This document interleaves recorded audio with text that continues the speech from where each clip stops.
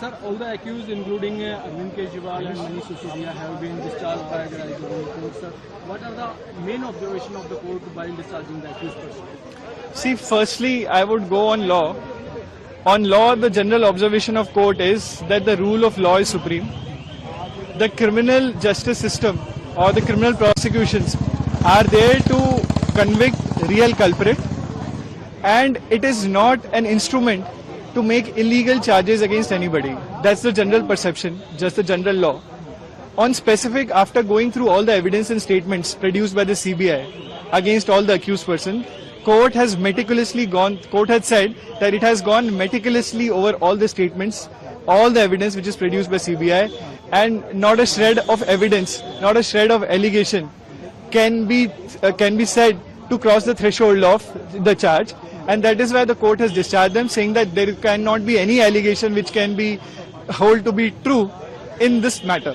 Court has also said that the whole formulation of excise policy which was done by the government was done through institutional safeguards. It has gone to all the stakeholders, including the Honorable LG, and there cannot be any doubt on the mannerism and the way the policy has been framed. When the policy was formulated, thereafter the prices were increased or fixed by the cabinet committee. Court also made observation that the price fixation was the deliberation of the GOM and approval of the cabinet committee and LG. On what?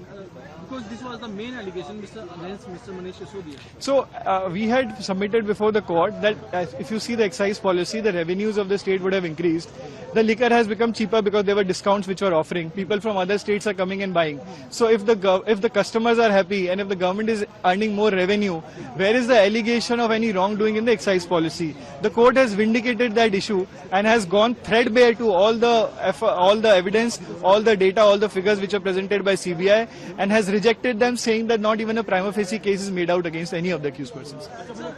During one of the argument, some senior advocate also said that the previous liquor sellers lobby was not happy with the present policy. That's why they wrote to the ministry and some other institutions. So it was the case of CBI that there were 3 legal opinions which were taken during the time when the excise policy was framed, and these opinions were not put in the cabinet note, and there was some imagined cabinet note which was there, which was destroyed by Sri Manish Sisodia and the other accused persons.